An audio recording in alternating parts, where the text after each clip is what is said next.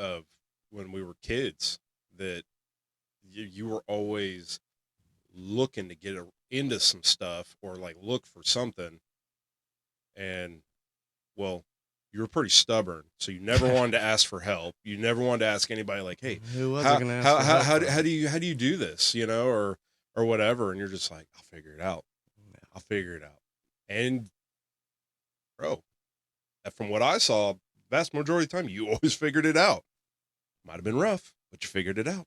I appreciate that. So I always thought that was pretty admirable of you. Thank you. Yeah, man. Welcome back to Relax Bro, the podcast.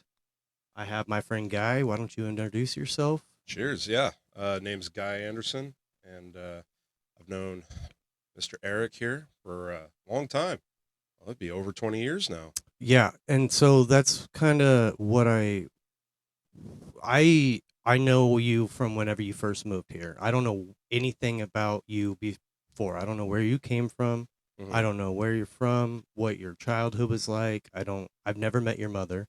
I don't know any of that stuff. And so why don't we just start there? Well, actually, we're going to talk about God. All right, we'll get there. Yeah, we'll get there.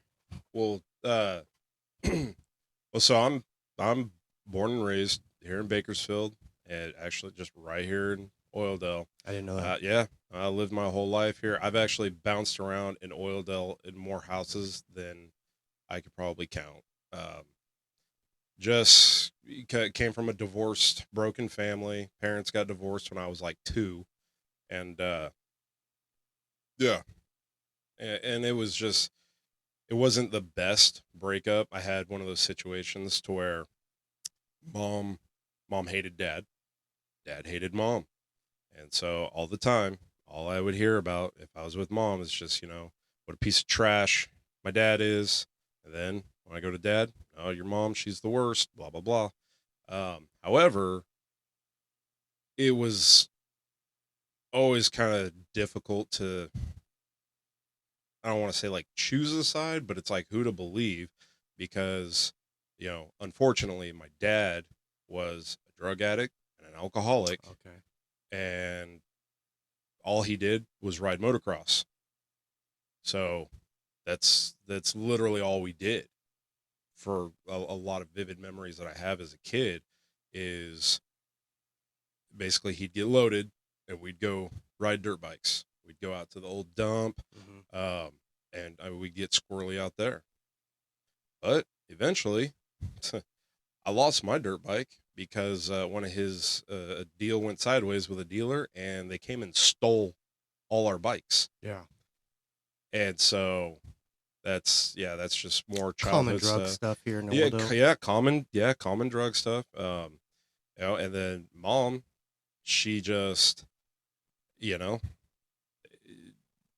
basically always. She never did drugs? Not that I know of. I know she was kind of a heavy smoker. Um, but her thing was, I think she was always kind of looking for that savior type husband. Um, Elaborate on that. I don't understand. kind of like she had her own aspirations and goals and stuff like that, right? But if a dude came around, it's like, well, what does he have to offer? Does he have money? Right? Oh, he has money. Hey, like the American dream. Yeah, and it's like, oh, we're gonna move in with him, and so we've lived with a couple different like boyfriends that my mom had, or Do you have brothers or sisters? I have one sister, so she's my half sister from a previous marriage. Okay. So she's older than me. She's 2 years older than me. She's actually married to a local BPD officer. Oh, nice. Yeah, well, he's not nice. Oh, but let's leave that. We'll leave that out. I'm sure he's well aware of how I feel about him. Okay. And yeah, I could go on all about that, but basically grew up. That's her podcast. Yes, exactly. Basically, I grew up here in Oildale. Man, I rode my bike, walked all over the damn place. So know this place intimately, basically. And then, yeah, just kind of growing up was hard, man. Growing up was So hard. when is it that you moved away? So I've moved away from Bakersfield twice. So once my mother got remarried again, and we moved to Lake Elsinore here in California, and that didn't last long, or at least not for me.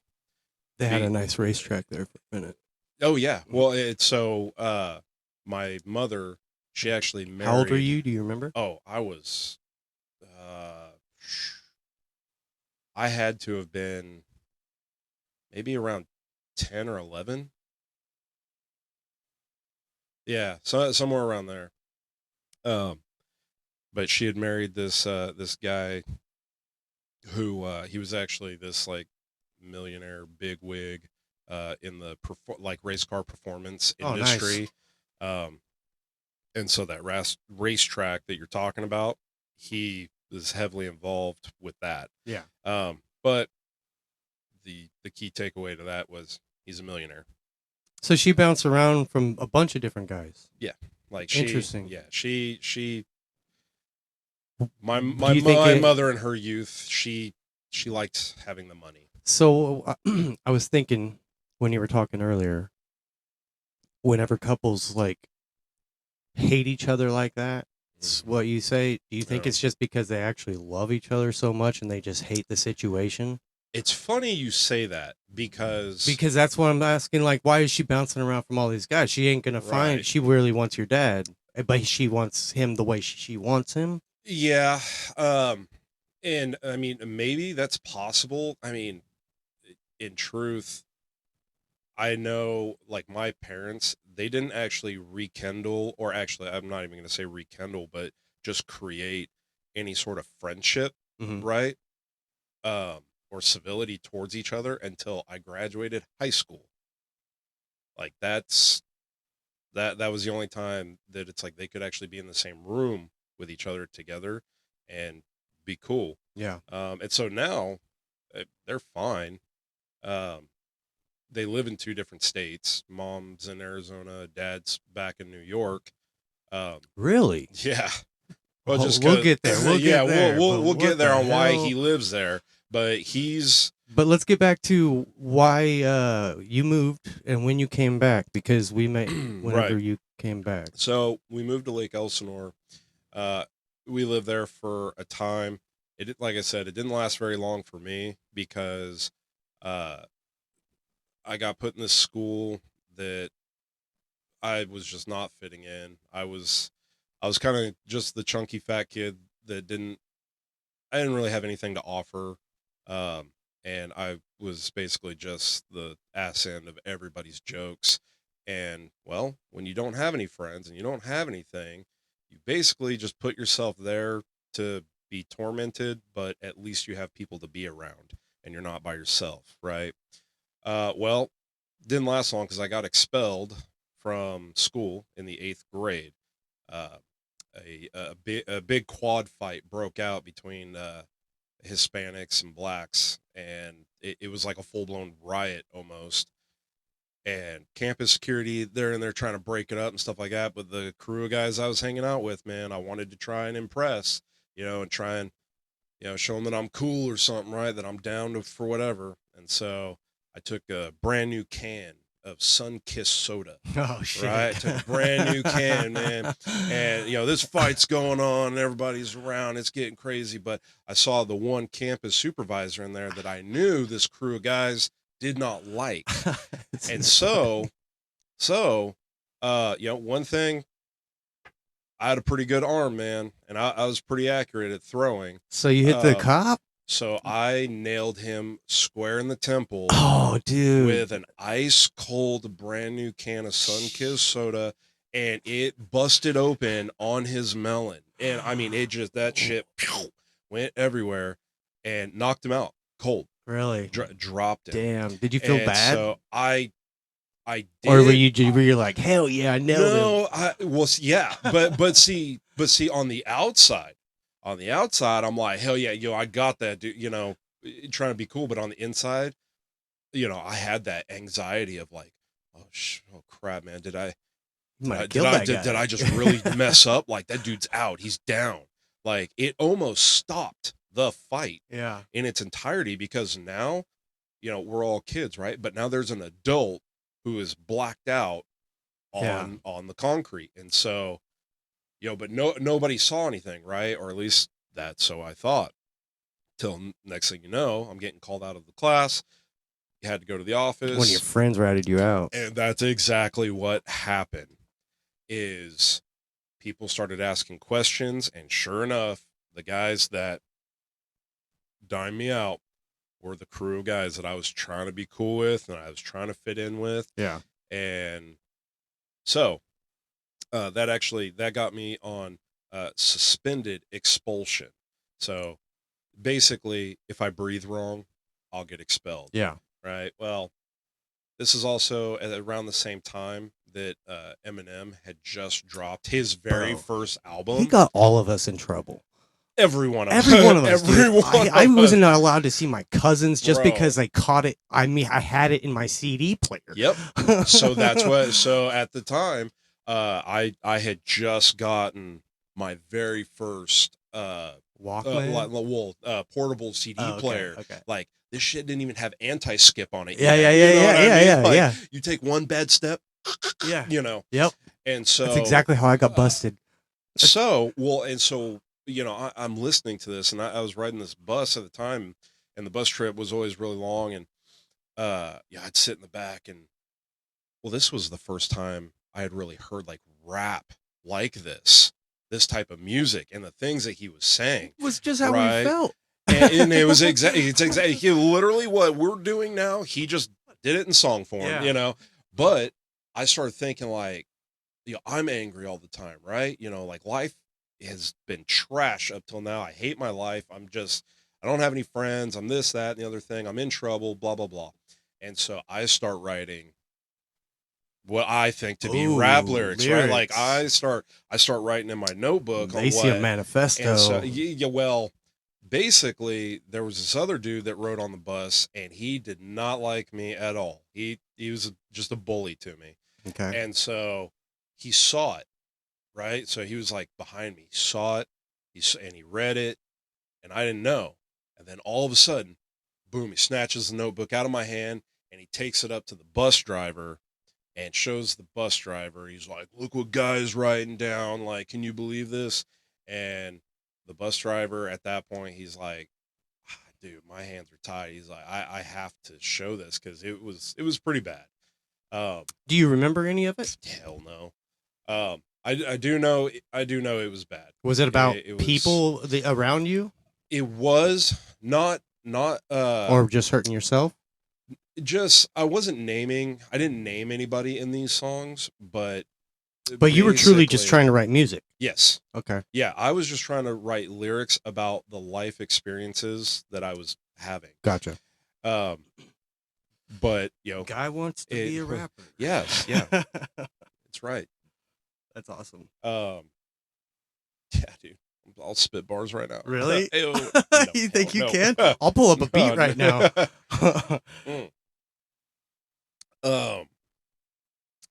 what the iPad's for. Oh, you're more of a rapper than I am, I'm sure. I'm But so basically, that notebook found its way to the principal and the dean and everybody, and so bam, just like that, I was expelled. Yeah. In the 8th grade, and the final documentation for it on me getting kicked out was assault with a deadly weapon. Oh, well. Yeah, because of the campus security. I kind of agree with that one. Yep. No, it was, because I mean, wild. Well, because he went to the hospital. Yeah. And you're lucky you didn't kill that guy. He had a concussion, and so I got expelled. They said it was assault with a deadly weapon, and then I don't know. They put some title. You must have had some balls on you, because you knew that was going to hurt somebody when you threw that thing. Well, and I wanted to, because I thought that was. Yeah. I thought that's what these guys expected of me. Like, this was the time that, basically kind of like blood in, blood out. It's like, you're either gonna put up or you're going to shut up and you're going to go away, right? Yeah. And so here I'm thinking like I got to do something drastic and basically violent to Yeah. show these dudes that I'm It's down for. wild that our society is like that. It's I can't stupid. effing stand it. It's stupid, man. Why is everybody beating each other up? There's no need to do that. Yeah, and it's taken me all these years later to Trust me, I know. to I was a really bad guy feel, too. I know. Yeah. Yeah. So basically, I got expelled, and then again, my mom, she got put kind of between a rock and a hard spot because she's married to this like gazillionaire dude, and he did not like me at all. Like he didn't like me even from the beginning. Right? And then now you're throwing cans at people. Yeah, well, and now I'm throwing cans, I'm busting heads, and I'm writing pseudo rap lyrics, Crazy. And so, and so he flat out told her, he was just like, all right, yeah, he did. He said, you got to choose. It's either the boy or both of you. And so your dad was go. probably pretty upset then, right from the gate with you. Like, well, yeah. Well, so my old man, he was already pissed off with the fact that, mom got married and then just, up and took me away, yeah, to a place 5 hours away, so he wasn't happy, but at the same time, the old man was he was kind of getting his life together too. Like he stopped all the hard stuff. Which we should say right now, proud of that guy. He turned his life around. Oh man. My dad now, I would say he's like my best friend, right? I mean, my wife, she's my best friend, but my old man, I remember being scared as fuck of that guy. Dude, I did not even want to look at that guy. Well, because you had me terrified of that guy. He used to scare me. Like I remember like telling my mom at times that I didn't want to go around because he had, one, he's an infantry veteran of the Army. So let's keep. And so, yeah. And so basically, yeah, the dude, he was scary and and rightfully so. Yeah. In truth. Yeah. He's a good guy. He's a solid American. Yeah. And so mom, well, she did not want to give up. She didn't want to give up her life, And so I remember her waking up one Saturday morning and she was just like, "Hey Nick," because my middle name's Nicholas. She won't call me by my first name. The only time because of your dad. Because of dad. The only time she'd ever call me by my first name is if I was in trouble. How mom's the whole name thing. So she wakes me up. She was just like, "All right, Nick, you're going back to live with your dad." Were you scared? And she, well, hell yeah. Really? Hell yeah. Well, because one, I'm being kicked out of my home. Yeah. I'm being kicked out now. This is the first time this has ever happened. It's like I'm being kicked out. I don't feel like my mom loves me. I feel like I've just completely ruined her, ruined myself. And now I know I'm going back to my old man. And you got to remember at this point, from what I remember from him, because cell phones still weren't around really at this point. Thank God. Like, that dude was a nightmare. Like he was like the executioner. Man. I never saw that side of him. So I know that I would watch, he would yell at you quite a bit, but I never saw but I was always yelled at too. So that was kind of normal. Right. And I feel like, unless you actually live that life, like guys like us who have lived that life, who just, it's like sad to think that it's like, we just know that life. We just know that feeling. That language is normal. We just know that language, like being told you're a piece of shit or just being told you're dumb, or in my case, I got called fat ass all the time. Really? Oh yeah. So that's why I probably heard a lot worse whenever your friends were doing it too. Yeah. It definitely, it didn't feel amazing, but that's something that nobody ever thinks about because I'm sure I was probably the worst of the worst to you. You were definitely guilty of it, and for anybody that listens to this, redemption is sweet and time and just, brotherhood, it's sweet in that way because we had a rocky past. I mean, we did. To admit it, honestly, we did. But at the same time, neither of us, I think, knew the background the other one was I coming thought that was from. a form of love, dude. My mom calling me a faggot was a form of Yeah, love. right. That's what I thought. I believe that. So acknowledging you Yeah. and I mean not say I don't know how it works, and I'm still dealing with it now, dude. Well, Like I still have these problems. and Smear the it's Queer is my favorite game on the planet. yeah. You know how weird it is to be the queer the whole time. Oh yeah. Oh Because you're yeah. good at football somehow. Oh yeah. It's weird, Dude, well, and that's the thing is like for you that kind of background, right? It's like, you're under the impression it's like that's how love is shown to you, right? But here I am. I'm also under the impression that Yeah, like that's what I'm saying. being the bottom I of the didn't ever boot see is the where I'm backside. supposed to be. Yeah, Like that's my place, right? So even though it doesn't feel good, this is where I'm supposed to be because this is where I've always been told Yeah. I'm supposed to be. just right? your part in the It's system. my part of Yeah. this exactly. So, um, I eventually I go back to my dad, and this dude was actually he was in a heavy transition. He was going back to college. Yeah, he was at BC, and Do was this you guys moved right into those apartments? yeah, no. So the ones that that you saw, that was much later, Oh, really? much later. So when I came back to Bakersfield, How old were you? When I came back to Bakersfield, I was 13. Yeah, right. Yeah.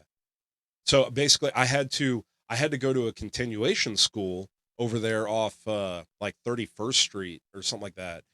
Basically to finish the 8th grade, right? Because I just got expelled, and so uh, went there, and the old man and we lived in a 1-bedroom apartment over on the east side, right across from Bakersfield College on Bishop Street. Damn, And that's a hood.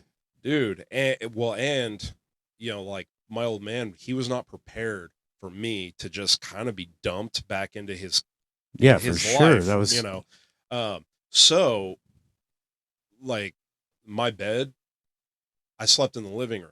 So we had a 1-bedroom apartment, right? And so dad had the bedroom, and I had a sleeping bag and a blanket for that was my bed in the living room. And so eventually I I got super spoiled, and I got an army cot, and then I had an army cot, and then I'm just like, pro, there's 4 seasons up in this place. um and then eventually I got like one of those hotel rollout bed. When you go to a hotel and it's like, the hey, spring I need ones? the little spring ones. It's like they they fold in over. half. Yeah.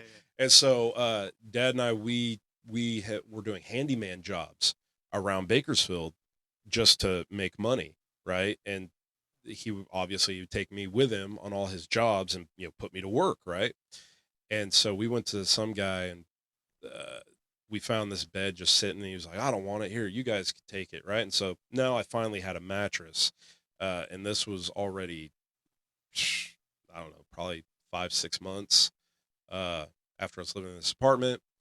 Anyways, Him being an army vet, the guy that who he is, like Yeah. when men were actually men, he probably thought like this is going to be good for this guy. Well, and especially because of what my mother told him. So I found this out later on down the line, is she really expressed to him the angry, violent, like thought processes and mindsets that I was having.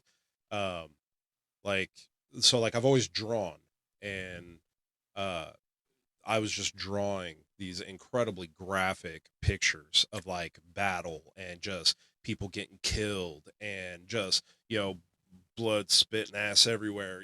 Just I was drawing some pretty. Is it because you heard stories before? Or No, what? I think it's because, well, I mean, yes, I had heard stories, but I also I had a fascination with the concept of death. And Interesting. and because there were so many times in Is my it because you in my wanted life, to die? and that's part of what I think it might have So you been. put yourself in those bad situations, and Kind it made, of. because I do that stuff sometimes too. Like I'll Yeah. imagine me getting hurt, Right. and it makes me feel good for some reason. Right. Well, because it's almost like that. It's almost like that cycle of me being put back in my place. It's like, where do I belong? On the bottom of the boot for everyone to walk on, right? Gotcha. Like that's my spot. Damn. So, in turn, I need to feel like shit. I need to feel bad. To be your part. Exactly. To be your part. Exactly. To work.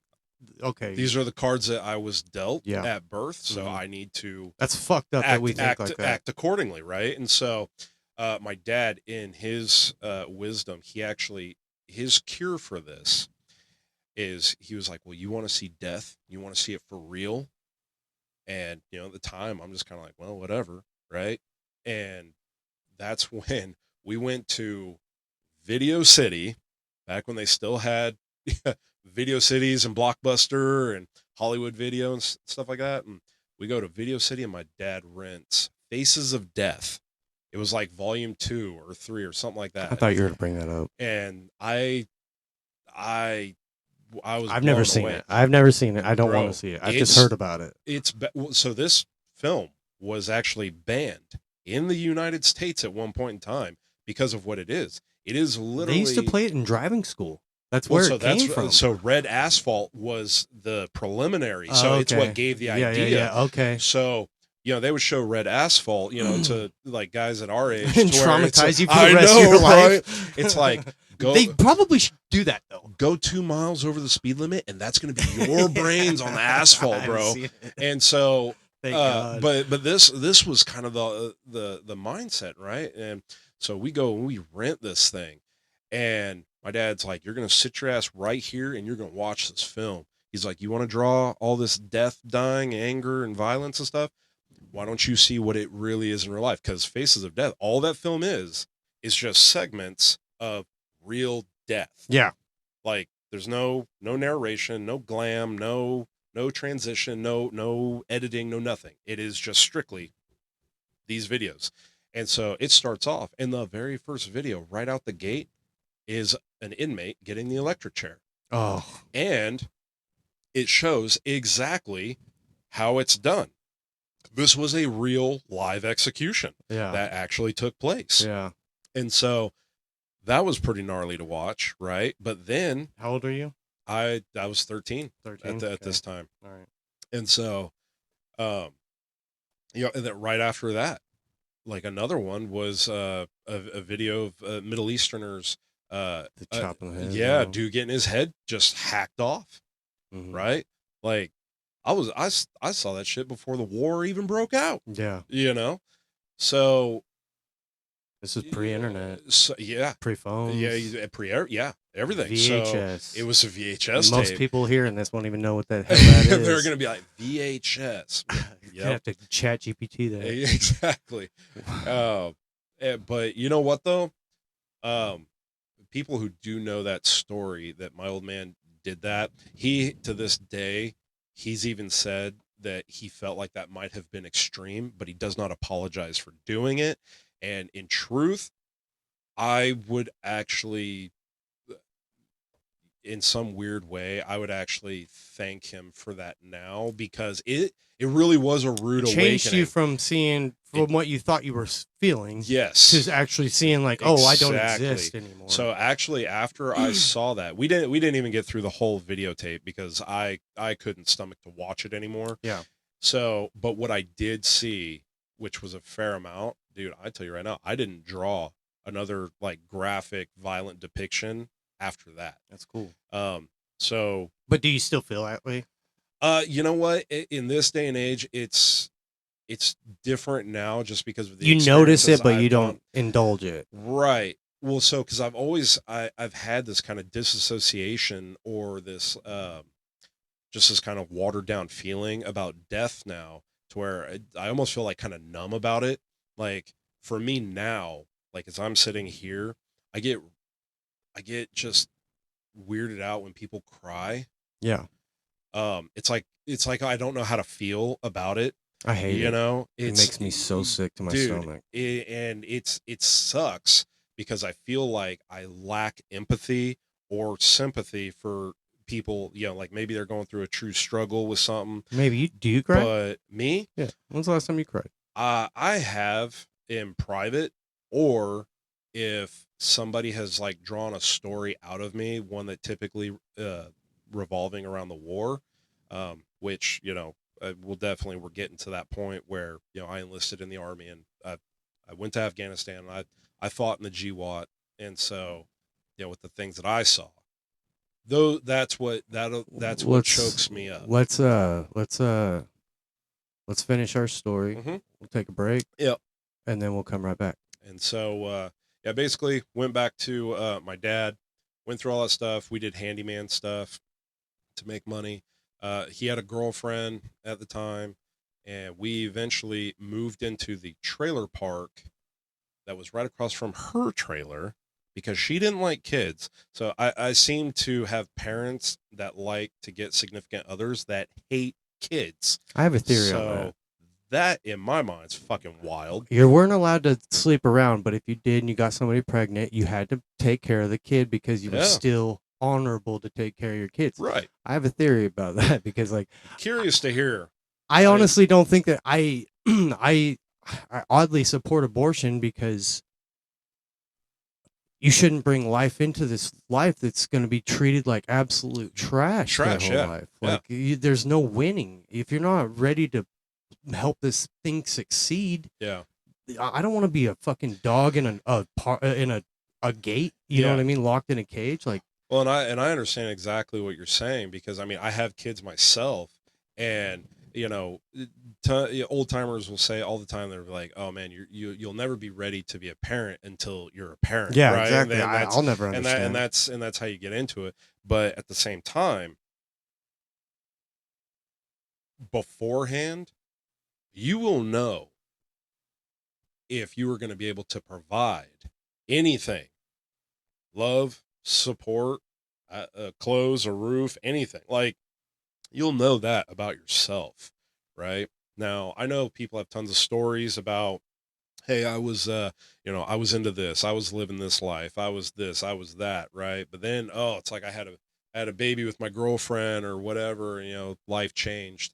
But even still, it's like you still knew at the time, even if you were a junkie and you're just spread on the floor, you'd still know that if you could love a child, you know what I mean? And especially if it's your own. Now things do change. Don't get me wrong; they really do. Perspective has a way of entering your life when you do have a child. Uh, it's not for everybody, but um, yeah, the Bible says that children are a blessing from God, and it's a touchy subject because, like, you're so thankful to be here, but feel like you're not welcome at the same time, and it's a really hard thing to like. Then what do you do? Like, how do you have two total opposite ends pulling you away, and you're like having to choose either to love yourself and say screw it, right, or try to mold yourself into what everybody else wants you to do. But that ultimately be selfish or selfless. It like doesn't even work though. Once you break yourself to what they want, somehow it almost hurts them. Like, oh, I screwed up, but it's like, but how can you fix it? Right. It's like, do you just throw your hands up and just quit, or what do you do? Yeah, I don't know. Yeah. So, yeah, basically trailer park. Basically we move into the trailer park, and so it's the one right off State Road, right by the freeway. Okay. And so my dad and I, we had again a 1-bedroom trailer, except this time I got to share the bedroom with him. And so me and Pops, we had 2 beds in there, and so we shared this room. And Dad at this time, dude's seriously getting his life together. Like, he still smokes weed at this point, but that's just because he's basically your standard issue 70s, 80s, 90s weed smoker. Um, and then he, hang out with his girlfriend Celeste. Um, Usually kind of leaving me up to my own devices, right? Like the very first time I ever saw porn. Well, I found a VHS tape in his desk. And yeah, that was the very first time. Kids today are so spoiled, dude. Oh, dude, I know. It's like, yeah, you guys got Pornhub. They had now? to watch the same porn over and over and over Exactly. again. That's wild. Oh man. Oh. You get to know those people and play. I know, right? And there is no like instant replay or anything. It's like you got to hit stop, rewind, play. It's like, oh wait, that's not the part I wanted. Wait, you got and there's no hiding it. It's a big ass disc. It's right? Like a big old square. It's just it's a big old thing. Yeah, it's not like looking at your phone, being discreet or hiding it. It's like, oh, mom walks in, you just change your screen real quick or something. Like no. Yeah, you got to get up and run with a boner. Exactly. But yeah, so we do that, and then I was at North High, and it right there with you, and eventually, the only reason the apartment that you referenced earlier, the only reason we moved into that apartment was my dad's girlfriend of like 10 years or something like that. Well, she all of a sudden gets this like invite to go see an old high school friend who lives in like North Dakota, South Dakota, something like that. And he's a big time rancher, buku dollars, man, money. Yeah. And my dad told her, he was like, no, because she was a cowgirl, right? Like she had horses and all that stuff. And he made it sound like he was trying to hire her for a job. And my old man's just like, no, absolutely not. Like this dude's trying to get you to come up there and be with him. Yeah. Right. He told her this, she ignored it. And he told her, he's like, if you go, I'm gone. So she got on a plane and took off. And that was the end of them. And then, I think my dad, he kind of held out hope right up until, she paid him a phone call saying, oh, hey, I'm moving to South Dakota now. It's like, yeah, of course you are. Yeah, we kind of saw that coming. So my dad wanted to get away from that trailer park as fast as he could, because that place was nothing but problems for us anyways. Like the very first time I ever got in trouble with the CHP. Oh, but just with the CHP. This wasn't you throwing cans at teachers. No.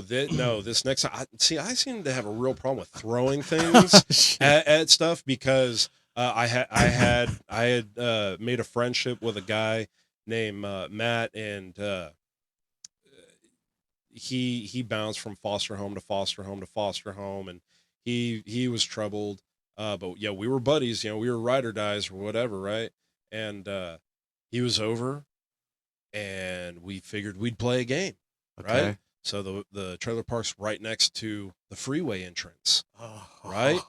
So, like, this is how fucking stupid we were. The game is to throw rocks down into this freeway and not hit a car. Oh, we be trying to hit the cars. Well, okay, yeah. So, ultimately, I think that's what we knew it was, but we were just trying to say that it wasn't. But we were just trying not to hit cars. Yeah, we were trying not to hit the car. So it was an accident. So so the wildest thing happened, right? Like this is gonna blow your mind. The most craziest thing happened. We actually hit a car. So yeah, so the little title. It wasn't a CHP car though, right? No, it wasn't. Okay, no, they showed up later.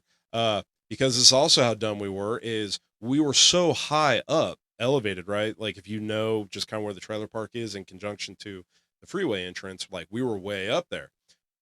But this dude he happened to see us. Of course he did. And we hit this red, it was like a Toyota or and it's something.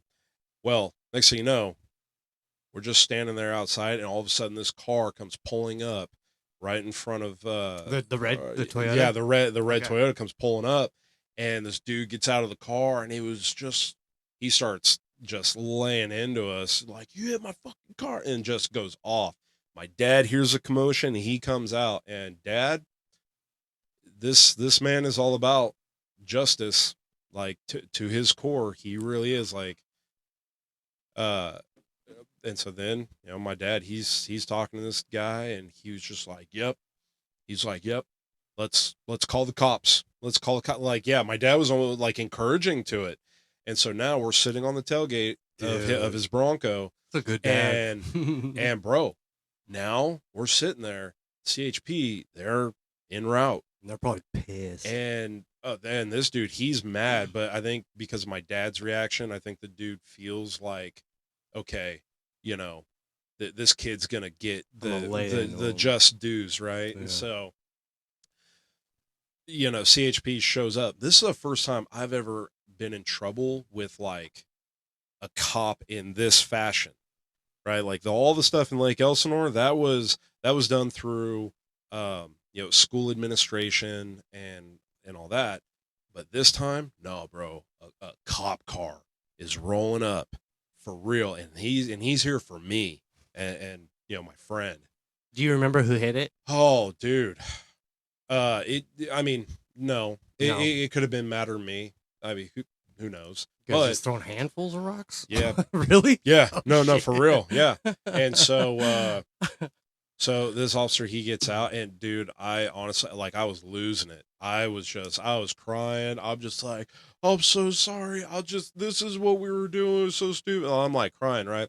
But my buddy Matt, this dude has already lived such a hard life to begin with that he honestly, he blamed every bad thing he did on the fact that he was a foster kid, right? He almost started to use it like it was a get out of jail free card, or to just show how hard he was, right? So he's sitting on the tailgate, he's all stone faced, and he's going to stand up to this cop morally, ethically, however, right? And me, I'm just like falling apart because I'm like, shit, I'm finally in trouble with the cops for real. Like, this is my worst nightmare almost. Yeah. So nobody went to any detention center, anything like that. The cop, he scratched us a ticket, or a citation, and had to go to juvenile court, right? Um, but my dad, he was like talking to the judge, and basically the judge is just like, all right, well, based off of this conversation with your old man, you're going to pay this fine, and you'll do this community service, and then that's it. So no probation, no juvenile hall time, nothing like that, right?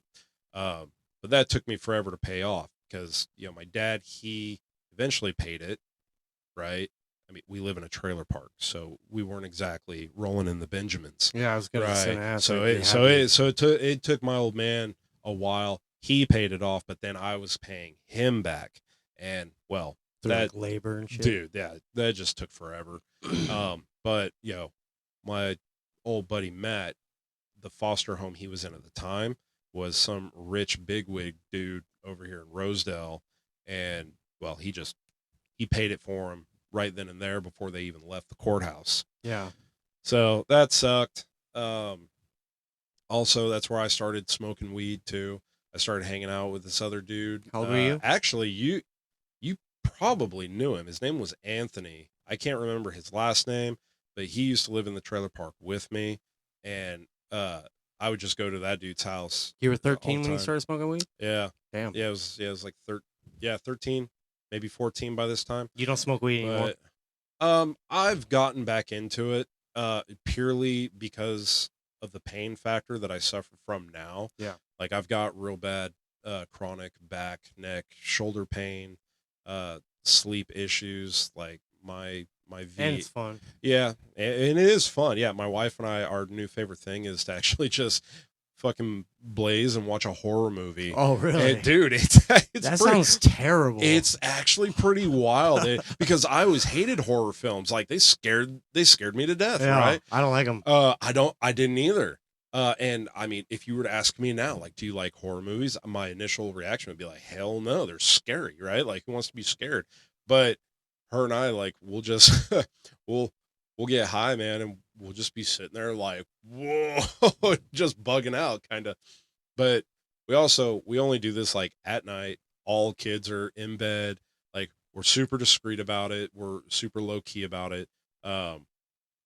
And so but at this time I was doing it with this guy Anthony, and Let's stop right here for a yeah, second. oh yeah, Take a little break. okay, I'm gonna go to the restroom. yes, If you need to go pee or something, go ahead and do that too. I'm gonna just open up another one Do of it. these If you want, I'll Crispies grab here. some more, and we're Yeah. gonna get right back into it. We'll be back in 1 minute.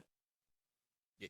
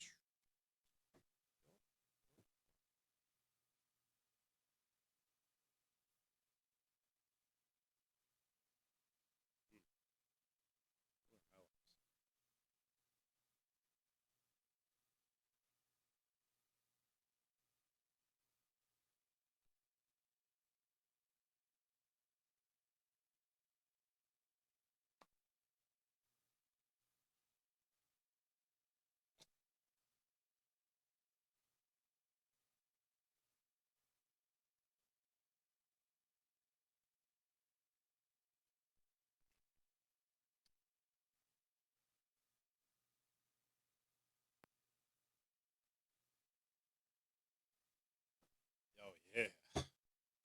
All right. Mama.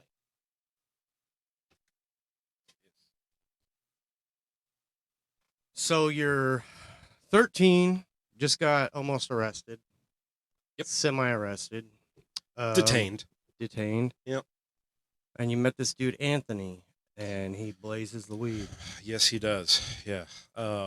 Which I found out recently that I guess nobody says blaze anymore. In reference to smoking weed. Old people do. So yeah, well, 40-year-olds do. yeah. So that's our age. Yeah. So Anthony, he went to North too. Okay. If I could remember his last name, you probably know him, possibly. But so the very first time I ever smoked weed was with him. We went to some railroad tracks nearby, and we had a Dr. Pepper can, and we did the flatten one part of it, poke a bunch of holes in it, and he had this weed like that. It was not good. It was some pretty dank stuff. But this was also back before. Back when it actually looked like weeds. Yeah, well, and this was before all these like crazy hybrids and all these crazy strands, to where back in this time, for us it's like you either get dank weed or you get that chronic weed, right? I don't even know the difference. Yeah, well, so I found out the difference just because it's like, oh, if you got chronic and it had little purple and yellow hairs on it, and so it's like, oh, okay, if it's got that, that's the good stuff. Okay. That's what you want, right? But if it didn't have that and it didn't smell a certain way, then So is chronic just like a slang term for good weed?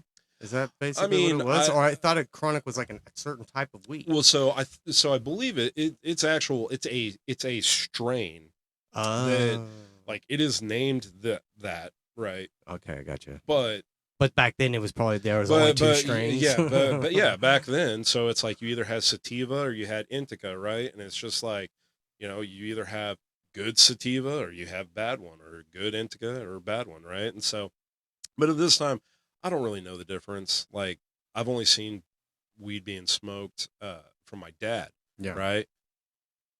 So at this point, I don't really know the difference. But so I go with Anthony. This is the very first time I smoked, right? It's the very first time I ever got high, but kept doing it because unfortunately for Anthony, he was in a pretty bad situation as well. Like his mom was always strung out, and like how he would get this weed is he would basically get it from his mom's dealers. Yeah. So it was a bad situation all over. It was a trailer park, like whatever your stereotypical thought of a trailer park is, this place was that and more. Yeah. Right. Yeah, like the trailer that was next to us. Come to find out, sheriff's found a clandestine lab in that, just cooking meth 10 feet over. Yeah. anyways, so I think that was a lot more prevalent than oh we think yeah, it was. oh yeah, um, and then so that was kind of going on, right? Kept that hidden from my old man, but then uh, freshman year at North, I had joined JROTC. Hmm. Yeah, And we used I to. say, yeah, oh, Yeah, I know. You oh guys yeah, used we to roast the remember. shit out of me on uniform day. Oh yeah, It was that was our favorite day. yeah. We'd spend all week thinking of jokes. Oh, I know, all the time. Yeah, I know. Either you or Matt would just like bump into me and just be like, "Oh shit, who planted a tree right here?" You know, and I'm all right. Uh, It's all in fun, but dude. We only make fun of the people we love. right, which yeah, it took time to figure that out. Sorry, I didn't know that either. Well, so, but one morning when I was on I was on the shooting team, right? Uh-huh. Uh, well, one morning I was on my way, I was riding my bike, and this dude ran a red light at at was that airport and Roberts Lane. So right where the right where Beardsley is and the donut place right there, right? Well, he ran the red light and he hit me. Really? Yeah. I didn't know that. Yeah. I And don't remember so, that. What the hell? yeah. This must have been like right So before this we was met. right before we started hanging out. How old were you then? I was 14 at this point. And so I was just, yep, I was riding my bike and this dude just, he blew right through the light. And you were in uniform? No. Oh, okay. No, I was in regular clothes, but so he hit me as I was crossing the intersection. And next thing you know, I wake up and I am in the middle of the intersection. So like I am smack dab Did in he the just middle. run? And I got up and he drove off. Oh man.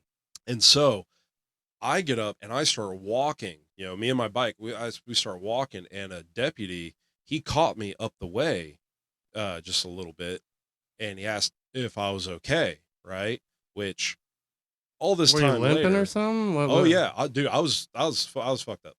Like I was messed up pretty bad. Like I had road rash, like all over the right side of my body, Damn. and which at this point in my life, I also am starting to think like, dude, what a piss poor job on that deputy's part, that it's like, here's a teenage boy walking up the street, just got hit by a car, and he let me go on my own. Rather than not Yeah, driving you home or something. yeah, you're right. Yeah, or just driving me the rest of the way to the high school, right? So I had continued to walk all the way to North High because at this point my bike's messed up, right? And I get there and I go right to the ROTC office, and I'll never forget it. Chief Warrant Officer 3, Gunnar Dumas. He was our head instructor. He saw me and I told him what happened, and he actually started doing like a little mini triage on me right there in the classroom, because I'm like, my arms all jacked up, I'm bleeding all over the place. Like, dude, it was pretty bad.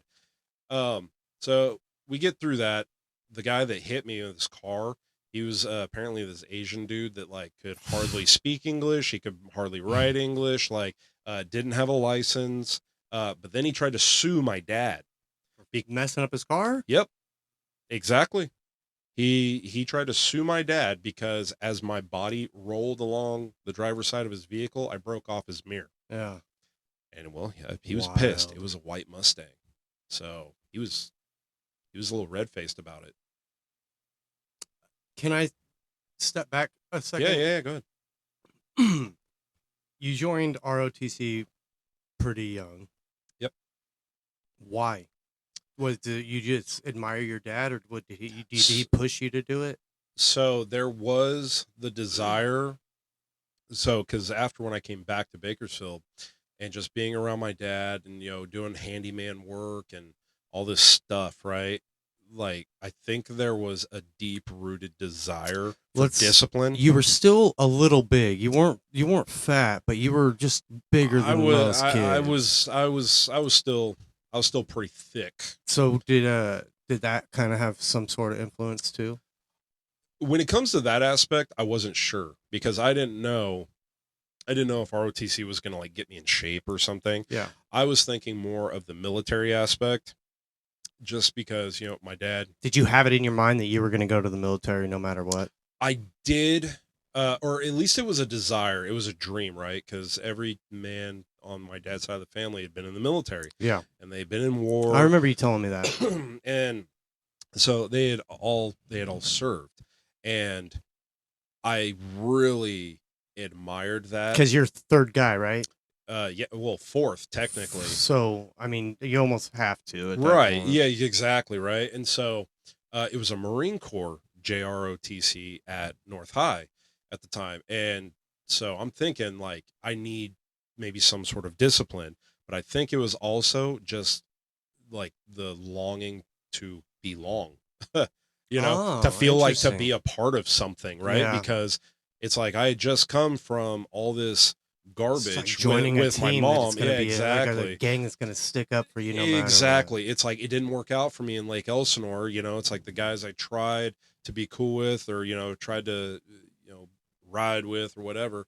It's like, first of all, uh, they treated me like crap, but it was easy, right? And so it's like they had their whipping boy basically.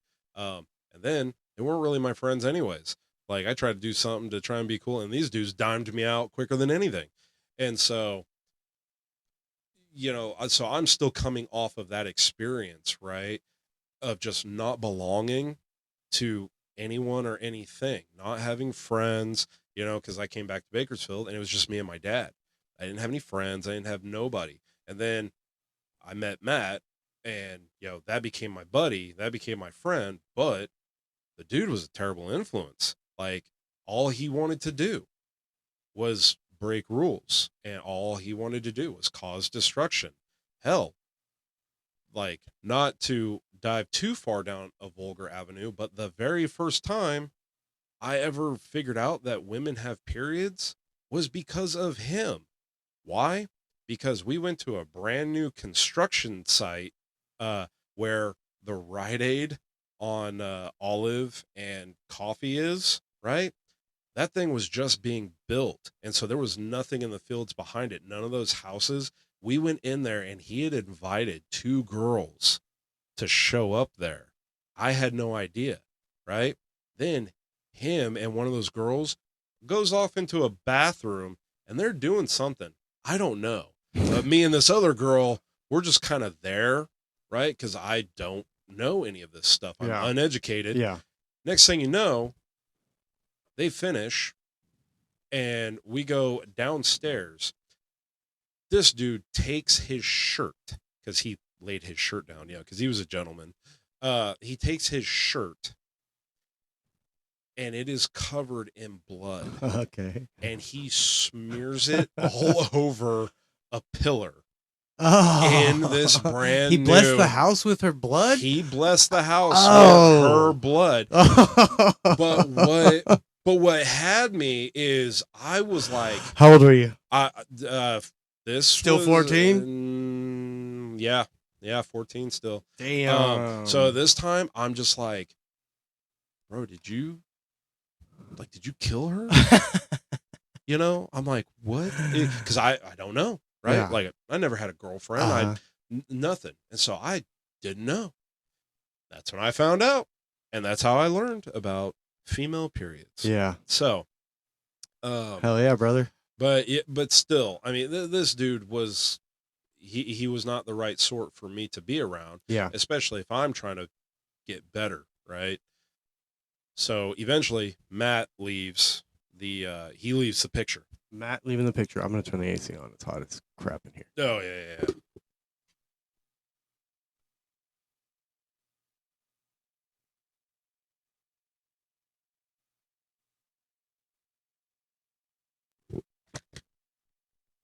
Why does Matt leave the picture? Well, because after we got in trouble and the whole court thing happened, uh, basically his foster dad was Bailed on him? Uh, honestly, I couldn't even tell you. That's a rich Like, kid. So after we got in trouble and Matt's fine and everything got paid off because we saw that happen at the courthouse, I never saw him again. And at this time, there's no cell phones. There's no Facebook. Shit, MySpace wasn't even Have you a talked thing to him yet. since then? Nope. Really? I have no idea whatever happened to that It's man. wild. I tried to look him up on Facebook probably like 5 or 6 years ago, um, just to see if I could find him. Right? Not for any malicious intent or anything like that. Right? But just to kind of see how life turned out for him. Right? I have no idea. So I feel like we met very shortly after this. So we time. did. And I've never known you to get in trouble. I have not known you to get in trouble since I've known you. So well, yeah. So that's why we had to get out of that trailer park, because the old man, one, he just lost his girlfriend to some rancher in one of the Dakotas, but also I think my dad could see that I was starting to just turn into a little shithead, and I was becoming a little more rebellious. I was Did you know you were? Or were you just being who not you were? sure. I wasn't sure. I felt like I was having to learn as I go, right? Because I was never really the type to where it's like, okay, I know this rule. I am going to intentionally go and break this rule, right? I wasn't always like that. It's a lot of times somebody would maybe present something and I would just go and do it and basically find out what the consequences were after. Yeah. Whether it was something bad or good. Yeah. I didn't know. So basically all that stuff happening in the trailer park, it was bad. It was bad. And eventually then we moved into the apartment that when we met. I think we pretty much met at the park. We were skating at the park. Yeah, skating in the park, and you rolled up. And Goofy, Mongo. That's right. I remember. And guess what? I can't skate Mongo now to this day to save my life. You're welcome. You're welcome. So I appreciate. Yeah, you and Matt, you guys brutalized me about pushing Mongo for so long and so relentlessly hard. It changed your entire life. You're a better person because of it. I learned how to skate properly and how to push properly. And you know what? Like at the time, I might have thought like you were just humongous jerks about it, but at the same time, eventually as I kept skating, it's like, wait, man, their method actually was better. This is better, Matt once said, no, are you still a mouth breather? Well, that's because I was overweight, and so I was having to breathe out of my mouth all the time. So now, though? No. Definitely not. I'll tell him. Definitely not a mouth breather anymore. That's a joke. He actually asked me that. He told me to ask you. Yeah. No. I don't doubt it. No, I seen him yesterday. But he lives next door. Oh, does he? Yeah. Really? He's back here. He came back. Okay. His mom died. Okay. He came back for her funeral, and me being the off-road guy, sure, he's like, let's go take because he's been working on his Toyota forever. So let's go. And my brother's in the truck with him, and we're not even there. I have Rudy in my truck. We're not even there yet because I have to warm my stuff up. They're just gonna go out. So they go out, and I don't know what happened because I wasn't there, but I roll up on the truck on its side, and so apparently he had turned just fast and just immediately, because it's like an asphalt road and it turns into dirt. And so he just turned so abruptly that it just rolled. And so they rolled like 3 times and just pretty much, my brother was all messed up.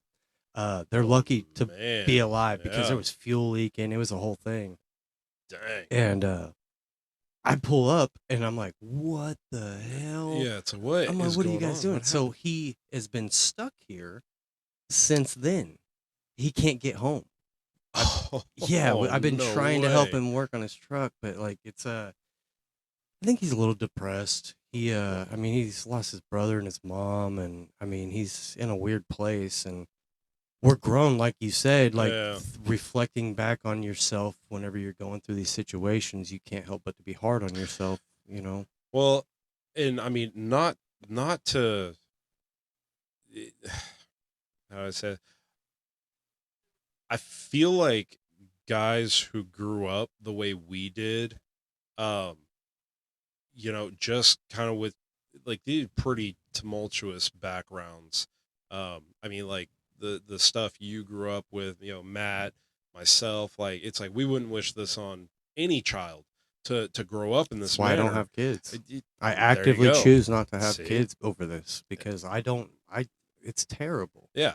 What the society that we live in is Oh. just all hatred toward. And it's and I feel like it's even worse now than like when we were kids. Exactly, and we were mean. And we were mean to each other. and I feel like uh I feel like guys like us who had to really fight against the grain like that, um it's probably a miracle we're even at the level we are now as far as clarity and understanding and uh just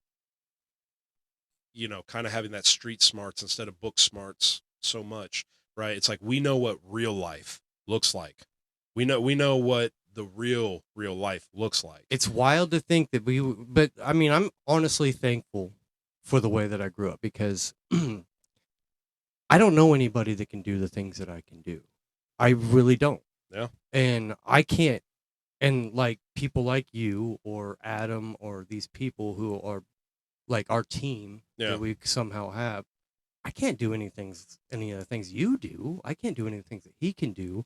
Yeah. You know what I mean? But somehow we found our way to find out what we can do. And I love that. I love that because if I was around my dad or my mom, I'd probably be smoking crack. I'd probably be dead off of fentanyl. Yep. You know what I mean? Like it was almost a blessing in disguise. So let's go back to the park and let's go from there. And then you keep going with your story. Yeah. So basically, that's when we met. And then high school, I mean, high school was just tough anyways. Because I was always the overweight guy. And so, it wasn't, just you guys. Do you remember how old we were? Like how many years in high school you were? Oh, sophomore year. So junior year? It was like right towards the beginning of sophomore year. It had to have been around 2001 is when I kind of started. I feel like I kind of started lingering around you guys. You got that skateboard, and that skateboard meant something to you. So let's dig into that. It was a Jamie Thomas. Well, because you guys, you and Matt and a couple of the other guys, it's like you guys were the only true like skaters at North. Like you guys were the only ones who were actually going out, and it's like I'm not just riding a board to ride it. Like I'm actually. I'm trying to be. I remember your first grinds, everybody. Bro. I know. Well, because I mean, for all the shit talk that might have occurred at the same time, you guys were always trying to better yourselves, and there would even be moments where it's like you guys would push me, and in like a weird kind of backwards sort of way, it was like, okay, if I push myself to get better. We'll leave you alone. Then I will receive less ridicule about how bad I suck. And so, like that's just how that was. But like academically, I wasn't doing very good. I never did well. Not until like later on. Did you find God through that board, or did you know God before that? No. I honestly I didn't start looking that way until my dad started taking us to a church that my grandpa guy used to go to. And that was my first introduction into like going to church and stuff like that. That was pretty funny how you said grandpa guy. My grandpa guy. Oh. That's pretty funny. Well, yeah, that's his name. Yeah. Well, because you got old guy, big guy, and little guy, right? And so now, so are you still little guy? What are you gonna call your kid? So now I'm big guy. That's what I was saying. My son, he's little guy. And so dad's now old guy. Old guy. Yeah, because all the guys before him are dead. That's crazy. Yeah, man, just going through the years at North, but it was good. I kind of wish I would have done more while we were there. I feel like I became pretty captivated with skateboarding. But I feel like I was one of those guys that just kind of like bounced in between groups because I was trying to find out Mhm. where I belonged. Yeah. Because before I met you guys and, tried to skate, right? Well, I was on the football team. Yeah. I was hanging out with the jocks. I was hanging out with all the preps. We accepted right? everybody, And dude. well, and that was the thing is like I didn't know that at the time, right? Because it's like, dude, my whole school career up until this point Yeah. has just been chaotic. We were all trash. Not exact. Well, see, Big trash bags, and dude. that was the thing is like I knew I was trash, but I didn't know where the trash bags went, Yeah. and so I'm like trying to fit in with the football crew, but it's like all they did was make fun of me, and I was never. What's the difference between them good. making fun of you and us making fun of you? You guys were a little more hurtful about it. you guys were a little more cutthroat about it. They were a little more rich kid about it. They weren't funny. They weren't funny. They weren't clever. They were a little more like pinkies out, and they'd just be like, look at this fat kid. When you guys would just be like, hey, faggot, what's up, fat boy? And it's just like, ouch. But yep, I'm here. And it's like, that's like I said, that's like saying, what's up, son? Right, yeah. What's up? Hi, mom. But see, at the time, I didn't know that at the time. But, I didn't either. I didn't either. I bet I apologize publicly because to all the people that I've been mean to, I don't want to hurt nobody. I just don't know any better. Well, it's what you knew. It's all you knew. Man. And that's the perspective that I talk about now. That it's like people who grew up the way we did and where we're at in life now. It's like you have that real life perspective now. It's like, dude, I used to treat people like trash, or I used to say this, or I used to be self-destructive in this manner, or whatever, right? But you know what? I feel like how I grew up prepared me really for the nightmares that were coming in my life. We're about through high school. We skated, we had fun. We skated, we did all the things. All right, you graduate. And life begins. Right. And so I started going to Bakersfield College right out the gate. Dad had gotten remarried by this point. And so now we're living on the east side. Is that his current wife now? Yep. Okay. Yep. And so I wasn't doing good in college. I was not prepared. Right. So it's even like the last couple years in high school, I did well. I made principals on a roll and all that stuff because I like finally figured my shit out because Dad was like, you want a drum set? Well, get straight A's. I'll get you a drum set. Right. Yeah. So sure enough, I wanted a drum set because I had drummed since the 5th grade, but I never had my own kit. Right. So do that. Got the kit. Do you still play drums? Well, not currently because I don't have I don't have a drum set anymore. All right. We'll get to it. Keep going. But so, high school ends well. Didn't start great. Ends good. College, not good. I was not prepared. And so eventually I'm like constantly getting into arguments with my stepmom, and ultimately I give college like a year and a half, I think, or 2 years. And, I'm getting a job and I'm getting out. Right. And so, Alex Woods. Mm-hmm. Yep. So Alex and I, good guy. Yeah. And so Alex, he was living at home with his parents. I was living at home with mine. And, basically we were sick and tired of living with our parents. Right. And so him and I, we both had gotten a job at Bright House Networks when they were still around. Did you guys apply together? I always wonder about that. No. Because Pat Trammell and Josh King are both cops. They're both with BPD. I know. So I always wonder, whenever the homies do that, did you do that together? No, or did it just happen? It happened. Because we ended up in the training together, right? And so it was like you got hired, and then they're like, all right, hey, show up at this day, this time, yada yada yada for training, right? And show up, and it's like, I'll be damned. Alex is right there. Right. And Alex and we played football together at North, and, we I wonder how he's doing. You talked to him? I haven't. Well, so him and I had to rekindle after a falling out. Okay. So does this have something to do with where we're at? Yeah, kind of. Okay. So we're both at Bright House Networks, right? So I'm actually the cable guy, and so we That's pretty we funny. we both have full time jobs, right? Decent jobs, title living at home. It's like I know him, he knows me, and at the time he was dating Danielle Perry, which was a girl that I played in band with, right? And so we're like, dude, let's get an apartment, right? And so we get an apartment at Whispering Meadows, roommates there, That's a and good place to go. dude, Right off the start that for place, some yeah, kids. Yeah, yeah, that's great. that place is nice. And so eventually though, my old man, he always told me, he's like, look, he was like, if you ever have a friend and you want to stay friends, don't move in together. And in my adolescence, and I'm just like, oh, whatever, man. Like, you don't know what you're talking about. Uh, he was right. Yeah. He was right. I've been through it. Yeah, exactly. Roommates. If they're roommates, Exactly. If there's they're a a reason roommate, that you're a roommate. exactly. So, um, and so basically, fast forward a little bit. Alex and I, we were just kind of button heads.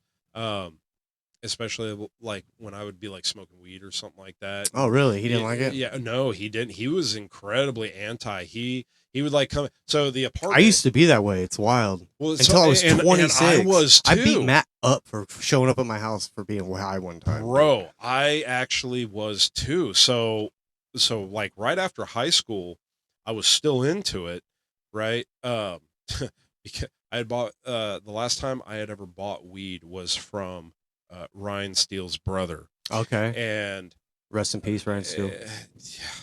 And so I was still kind of dabbling after high school, right? But the apartment was in my name. Like I was the main person for this apartment, right? And so it's like this is essentially my place, but he's on the lease as well. But I still remember him coming into my room and just being like, "Don't you bring that shit in this place?" And like he would like be like a dad. I wonder what his like. I'm not sure. Like he must have had some trauma behind it. I feel like there was something. Now I'm not saying that like I was an innocent victim here, and he was just being abrasive and brash for no reason. I'm sure I did something, anything, whatever, right? But he was like pretty anti-weed for a good hot minute. He may still be to this day, I don't know. But I never did it in the apartment. I would go do it somewhere else, but then I would come back. But you could smell it, and so he knew, right? And let me ask you this: while you were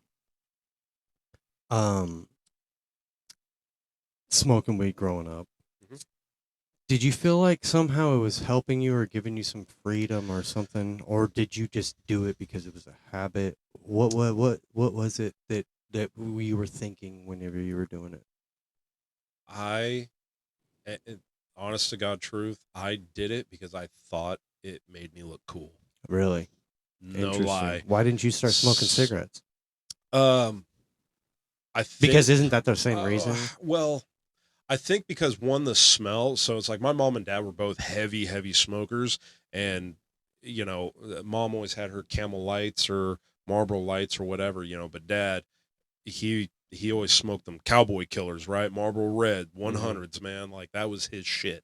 And I think just the smell of cigarettes and just the childhood I had come from, I never wanted to go down that route. Like the smell of weed, I thought was pretty awesome. Like I thought that smelled way better.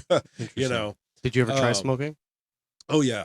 Really? Oh yeah. When I was in the Army. Because that's a big thing in the Army, huh? Bro. I met a girl, and that's a whole thing. Yeah. Trust me, because it's pretty much free, right? You don't even have to pay for them. No, you definitely do. But I'll tell you right now, man, if it wasn't for the military, tobacco companies probably would have gone out of business. That's wild. Trust me, we'll get there. Okay. I'll tell you about my first deployment, bro. Okay. So I need another beer, dude. Yeah, you do. Uh, yeah. So smoking weed, I did it because I thought it was the cool thing to do. My dad did it, right? And plus, by smoking weed, what did I inherit? I inherited a friend, Anthony. So I finally had, because Matt was out. So it You kind know, of made you. Matt's gone, right? I'm by myself all over again, which is a place that I am accustomed to being. But now it's like, I feel like we're coming up onto your enlistment. yeah, it's starting all that, right? But then after high school, college failed for me, or I failed What were you college, taking in college? and then just gen ed. Okay. I didn't know what I was going to do, Okay. and so Did you have a thought of what you wanted to do? maybe history teacher, because I love history. And at the time, I was pretty good at history. Like I knew a lot about it. Like my mom and I used to do Civil War reenactments Why don't you when I pursue was a that? kid. Like you're like clearly a soldier, dude. Like why don't you keep going? Like So most history teachers are ex-soldiers. well, so nowadays, the reason I didn't pursue it now is teaching is not, it's not what it used to be. It's not a very lucrative industry. It's really not, unless you're teaching at like Ivy So you League just want level, more. You just right? want more. Um, so, but also just seeing the laws that teachers have to conform to. So I had a speech class here like 2 semesters ago, and I did a speech on the how teachers don't have disciplinary capabilities in their own classroom for volatile adolescents, basically, right? So like now in the state of California, a teacher can't lay hands on a student, right? So I even asked a teacher, I interviewed her because she's a teacher at one of the high schools here. I asked her, I was like, well, what if one of these kids like started attacking you? Yeah, for Like reals. like they like started becoming combative with you. You just have to deal right? with it. You have to suck it up, call security, and just deal, and basically wait it out until security can take them away. And I'm like, are you kidding me? That's insane. I always think about that about the prisons. Like, why? It's they've got it so figured out. Like that these guys are so worried about their skin colors, right? That they'll fight against each other. Sure. But there's 7 guards and there's 300 fucking inmates. Join the team, bro. Join the team and get the fuck out of there. You guys can push down walls if you just join down like together. Yeah. Those brick walls ain't gonna hold fucking 500 dudes. Yeah, but you know what? Hey, you're a darker toned skin than I am, so it's wild. That's one thing that I'm glad I never fell into. The racism thing. Yeah, especially growing up here in Oildale It's super from easy day to do, one. yeah. Well, because I remember when we were in high school, I'm sure you know these guys too. Oh yeah.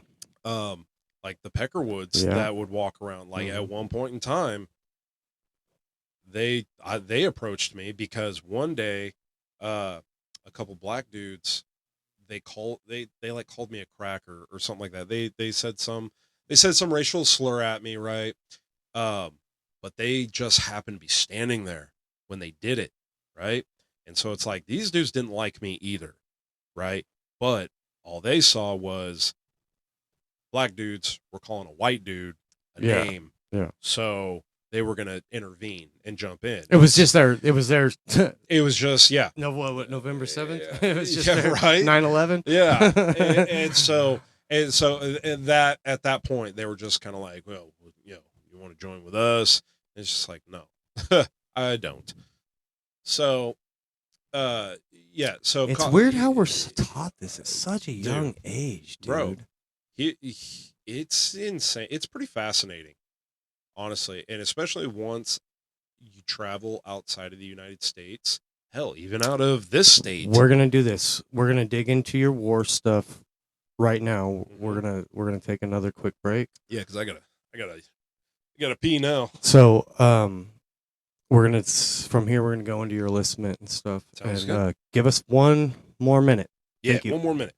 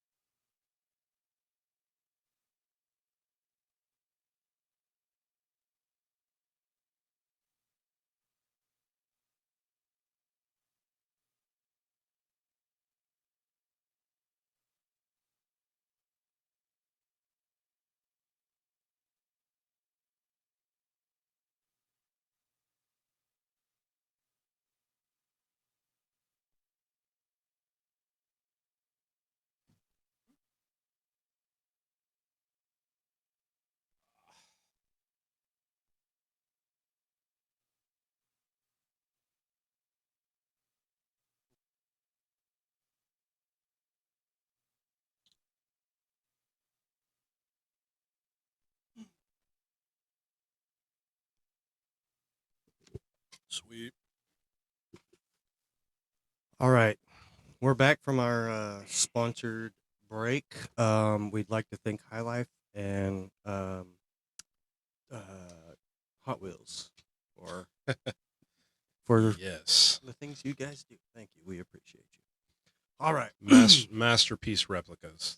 They're great. They're there. I gave you a little scratch pad because Yeah, saw that, yeah. just something to take your mind off while you're talking. You know what I mean? Yeah, no, I definitely I appreciate this. This is pretty amazing. Thank you. Um, This is not about me though. This is about you. What I love though is you, Mr. Vono, you are a part of my story though, which is what is kind of so refreshing, is because there's the history, then there's the maybe not so great history, torture? depending on how you look at it, right? Because I have a I take pride in building you. I mean, I'm part of who you are, dude. Yeah, you definitely a sliver, that's for sure. At least I'm really good at my shit talk now. Yeah, So you're welcome. But I'm a giver. But up until this point, though, it's different and it's growing. I want to and know about that seeing too. all I that. want to know those feelings about how you felt. You know what I mean? Like, Yeah, that's why yeah. I want to dig into that. So, Yeah.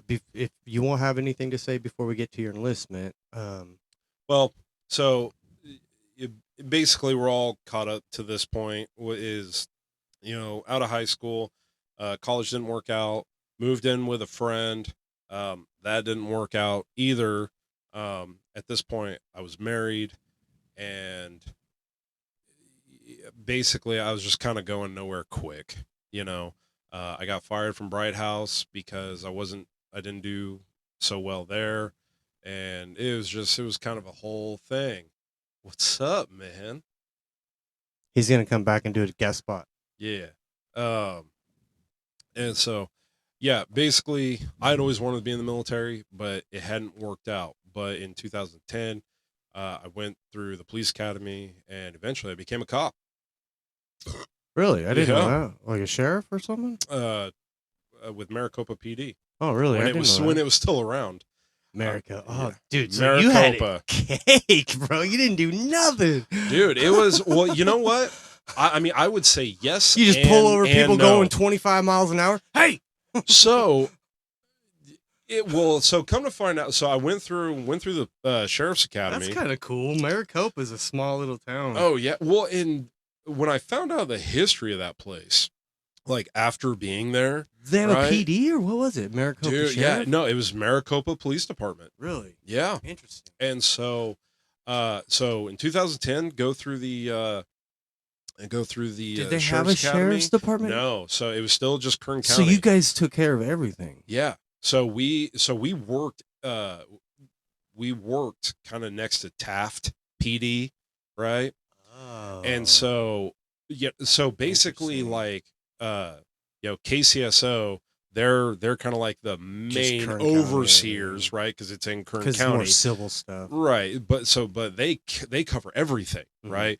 But Taft and Maricopa, so both of those cities are incredibly old. Like they have been around for a very, very, very, very long time. And actually, the big oil industry kicked off, not here in Bakersfield in Oildale. It kicked off in Maricopa and Taft. Yeah, for sure. So, I graduate from the Sheriff's Academy, and mind you, at this point in life, like now, I'm like crazy anti-marijuana. I'm anti-drugs. I'm anti. Because you're a cop now. Yeah, because I'm a cop now. Except alcohol. Me and booze have kind of always gone. Did you have a problem with drinking while you were a cop? No, not at all. I cut way back. When did you start drinking? Did you drink later in life or before you started smoking weed? So I got to experiment with drinking in high school, right? Yeah. I got to experiment with drinking in high school. First time I ever got drunk, I was probably actually one of my parties. Well, no, it was my dad's. I Another one was your party though. Don't. Because We'll that leave was those parties because out. that was the first time I had ever heard of Nobody Makeshift thinks, 3. Yeah. Okay. When A Christian band. yeah. But but to that point, I was more invested. Like during high school, I was more invested with smoking weed. I had some badass parties. So. And anyway, sorry. but then later on, you know, I ditched weed. I became like crazy anti. But then, you know, my drinking game kind of increased. And you drink in college? Oh yeah. What do you drink? Do you drink beer or you Now? drink hard alcohol? All of it. Really? Just whatever gets you there? I'm not the biggest fan of tequila. Aren't you a rep for a brand? So or does that fall through? No, you so don't have to say their name. I don't. Well, so I That's so I totally up to was. you. Oh no, we still have a great relationship. So the owner and I were actually we're good friends outside of like the business aspect of it. Yeah. But you know, basically, I had my GI Bill, and it's like, dude, what am I doing with myself? Hold on, let's go back then. Yeah. Let's so go back we'll to get to that. enlistment. All right. So I was a cop. However, that didn't last too incredibly. You were a cop before you enlisted? Yeah. Okay, I didn't know that either. Yep, I was a cop before I enlisted, but the problem was I left being a cop because out in Maricopa, every dude that was on this or in this agency, right? They were all like Armenian guys out of Los Angeles, right? Like even the police chief, he was this dude that lived in LA. He worked in LA County or whatever, right? And for me, I was like the only dude from Kern County, Bakersfield, right? Or just Kern County in general. All the rest of them, they treat people like numbers. They were not from here, Yeah. right? And also the my FTO or my field training officer at the time, like this dude, he just didn't like me personally, which I found that out later. He just didn't like me personally because I wasn't like him. And no matter how hard I think he tried. Are you saying your cracker wouldn't. ass has been a victim of racism? Yeah. Against another white dude. Racism? An Armenian dude. Racism? Oh yeah. Yeah. No. He did not like me because we didn't have anything in common. I didn't talk the way he talked. Nothing. Right. Yeah. And even he told me he was never going to like let me become a full-time, just regular officer, which I eventually did anyways, but he hated every bit of it and he just didn't like me. Anyways, I just had a very weird feeling about this agency, right? So I did a lot of stuff, saw a lot of stuff, lots of speeding tickets at the one stop sign that was in the town. Yeah. And so it always bums me out driving through there because all those shops are closed, and it's like such a bummer because that could be such a cool little town. Well, it's because it caught fire. So Maricopa, way back in its heyday, actually used to be like a thriving big city, right? But a huge fire broke out because of the oil. I'd move out there in a heartbeat. I love that place. And so basically it got shut down, right? And they tried to rebuild, but it didn't happen. Yeah. So Maricopa now is just kind of a stain on the map, to be honest. Like, sorry, Maricopians, but it's just what it is. It's a stop sign now. But at the time, I wonder if it could be rebuilt. I mean, I'm sure it could, but is the county going to shell out that kind of money? It's going to have to be somebody who wants to. Or is the state going to give that city any sort of grants in that way? No. If I win the lottery, I'll go buy Maricopa. You should. I would. You should. And rename it, or just annex it and call it Maricopa Vono Utopia. No, we're not doing all that. So anyways, we'll call it Relax, Bro. Yeah, we'll call it Relax.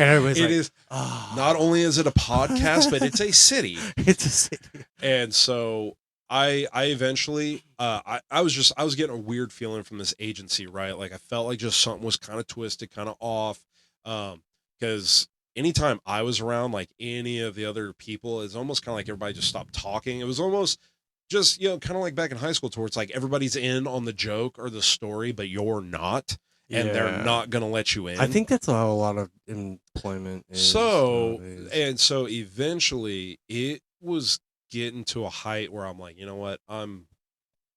Another dude, he had offered me a job contracting with ICE.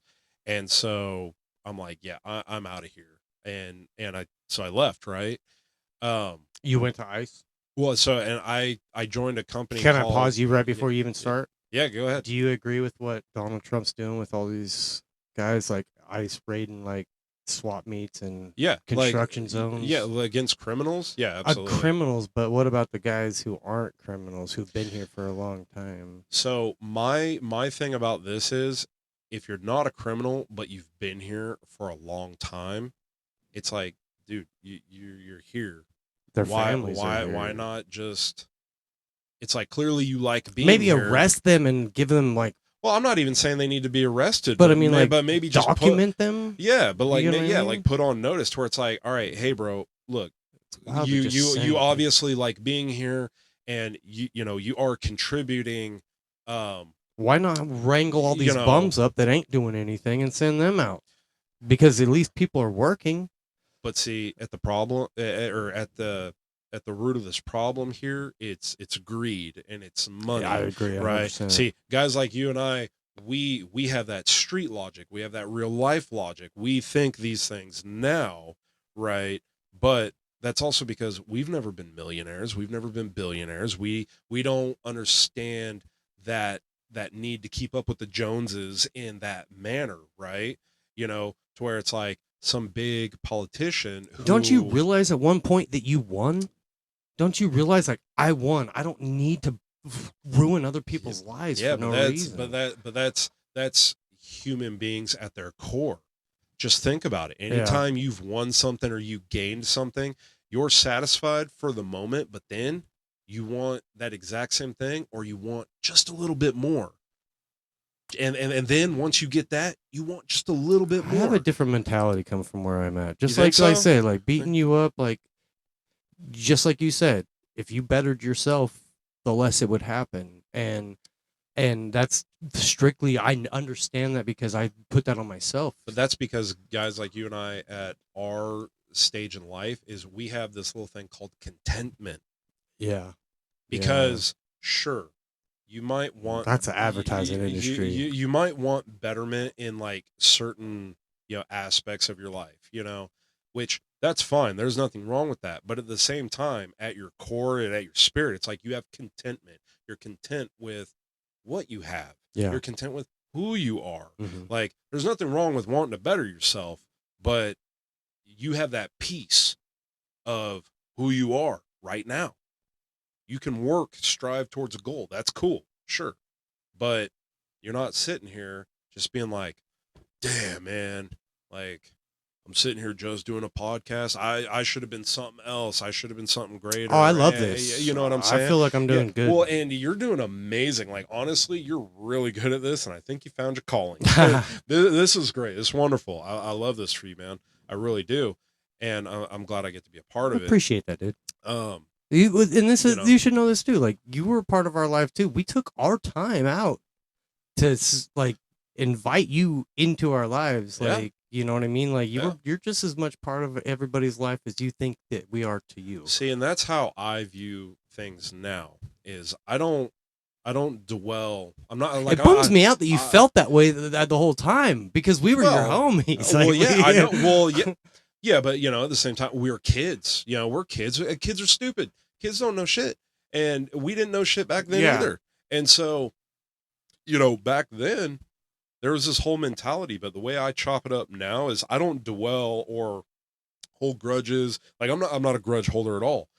I don't dwell on that kind of shit of like the exact thing that might have been said, or the exact thing that might have been done. The way I see it now is just like, you know what? Our coming together in whatever fashion it was has contributed to who I am now. And my contentment has me enjoy who I am now. I hope it's So, good. so that means that right, wrong, or indifferent, however, Yeah. a person, you, Matt, whoever, however that person was a part of it, that's what it Are you is. okay with him sitting in? Yeah, absolutely. Okay. That's the first time I have seen him I, since high school. it's hard for So me 20 years. because, like, I think that somebody, like, a lot of times with this podcast, and I think it needs to be said out loud. This is your moment. This is not. This is. I don't expect you to tell anybody else. You know what I mean? Like, this Yeah. is your chance to get it out of your chest. Yeah. And so, you don't want anybody in here. They ain't fucking coming in here. Hey, and I love and I appreciate that. But as you told me earlier, it's like, this kind of like, this is your testimony, right? Yeah. And Your I story, feel man. like, yeah, that story, that testimony, it's just like, you know what? Maybe somebody does need to hear it. Yes. Maybe somebody does need to be I in the need to room, hear it. That's why I'm Yeah. asking. So, yeah, because right now, we're both finding out stuff that we've known each other for over 20 years, had no idea. You didn't know I was a cop. I didn't. You didn't know the crap ass childhood I had. Like, probably I a saw lot the of things outside now. shell of it. Exactly. So a lot of things now that you saw for the first time back in 2001, you're probably like, bro, that makes all the sense now. I know why you used to talk like that. I know why you used to act like that. I know why you wore that. I know why you did all these things. It's now. wild because, like, like when we talked in the very beginning, you saw this person who wants to just figure it out. We come from a similar past. I wasn't a military kid in any way. No. You know, my grandpa was, but he died before I was born. I'm from a drug family. Yeah.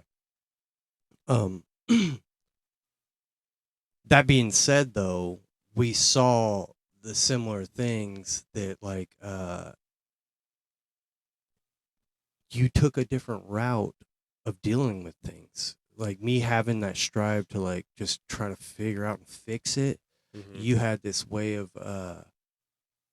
almost protecting yourself from being in those situations. That's because I always felt like I had to, because in truth, before I felt like my parents really turned their lives around, I felt very alone, and I felt like I had, self-preservation, man. I had to look out for myself. I remember vividly to this day my dad dropping me off at a babysitter. This dude was his best friend. He called him brother. Yeah. Right? And this guy, he was like the best carpenter that Kirk County had ever seen, right? But he was also the scariest drunk I've ever seen in my life. And I remember he's supposed to be babysitting me, and he got just belligerently drunk. He kicked a hole in the side of the stove, berated his wife verbally, pushed her around to the point where I was in a corner with this little pocket knife my grandpa guy gave me, and I am holding it out with the blade out because I was scared to death. I thought I was going to have to kill this guy to survive this evening. And I eventually run out of this house, and now I am like a mile down the road, right in the middle of Oildale. I think I was on Washington Street or Decatur. It was Decatur. But anybody that knows Oildale knows that it's like, do you have do you feel like you have any correlation between your fear and your aggressiveness? Like, how can you be scared when you can throw cans at somebody? Right. So I think for me, it comes to kind of like the fight or flight. Like I know there's It's a similar feeling. I think, probably, I know. Right? It's like fight, flight, or freeze, right? Mm-hmm. And so for me, with the childhood I had growing up, it's always like I might have had the flight intuition, but it was always taken away from me. So I had to fight. Yeah. So it was almost like my options were narrowed down for me, right? And just over time, now that becomes your reaction, right? And so for me now, if I am to be in a precarious situation, or if something I stand is with my back against the corner, dude. Like exactly I'm always in the exactly, well, corner. so now my initial reaction to everything is like, I'm not scared of anything now. I You're just like aware. like flight and freeze are no longer an option, Yeah. because one, as a kid, those options were taken away from me, and fight was the only one left. And then even being in the military, when you actually go to war, those options are taken away. You okay with getting into that? Fight with some. I can't go into too much on some things, because it'll break me down. Yeah. It'll break me. Um, You don't have to talk about it at all, but if you want to so get into well, it, no, because an it's a important part of it's it, a well, it's a humongous part. So getting to that point, anyways. After being a cop, I left that, and and which, you know what, found out for good reason too, because Maricopa PD ended up getting tanked anyways, because of basically administration corruptness, right? And the police chief was doing sketchy sideways shit, and basically my intuition was correct on that one. So I got out before I got roped into any sort of situation with that agency. And to this day, that agency doesn't even exist. Like, the sheriff's department just covers everything now. Um, but but after that, I was just like, dude, I always wanted to be in the military. Like, I became a cop because I didn't think I was going to get to join the military, because I was married at the time, and she was pretty anti-military, or just as far as me going. She's not anti-military, but she just didn't want me to go. But then eventually, um, she had said, "Well, I wouldn't want you to stand here and tell me I couldn't follow a dream, so I'm not going to tell you you can't follow one." So I'm is like, that how you guys divorced? it's not not entirely. And so I had already been married for, I think, 3 or 4 years before I joined the army. But then, so 2012, joined the army, and it's exactly where I was supposed to be. It's exactly where I was supposed to Just be. felt good, Well, it felt right? it felt right. Yeah, like my whole life had been leading up to me being in my place. I had found my What was your career. job in the army? I was a 13 Fox. I What was was that? a fire support specialist. That's the actual nomenclature for it. But I was a forward observer. Like, so you were always watching. So basically, my job is to run around with the infantry, and then if the infantry is going to Fire support. So it's not yeah, about fire. It's yeah, about no. When they say fire support, we're talking like, my job is to use artillery, mortars, and aircraft to blow people up, Oh. blow targets up. Oh, wow. Yeah, Okay. yeah. That good. So they that call good, you good. in, and you're like, okay, here we go. Well, so the way it is, so forward observers, so we belong. So like my MOS was 13 Fox 30 Lima 7. That's what I got out as when I medically retired. So I medically retired as a staff sergeant in E6. Um, but basically, we belong to the artillery branch, but we are the only ones that get attached to all the infantry battalions, right? Or the cavalry, and our job is essentially to go out, and we're either looking for targets of opportunity, or we're basically going out to keep our infantry brethren safe, Yeah. right? With that strong stuff, right? Honestly, the way we train and Where were you with what we deployed? do, Afghanistan. Really? Yeah. Um, we're right with our infantry guys, right? So in the military world, or in the army, right? You might have heard. I can tell it's hard for you to talk about this stuff. You might have heard of the word, POG, right? Or the acronym POG. It's person other than grunt, right? So it's like, if you're not an infantryman, you're a POG. Mhm. It's kind of a derogatory thing to say, right? However, so we have a funny name. So we're called fisters, Mhm. right? which stands for Fire Support Team Member, right? So fisters and line medics. Those are the only two MOSs that are not infantry, that infantrymen, they won't call us pogues. Yeah. Why? Because we are right on the front line with them doing all the same shit they're doing, right? The only difference between us and them is I've got a few more toys to play with. I got a few more gadgets on my bat belt, right? Yeah.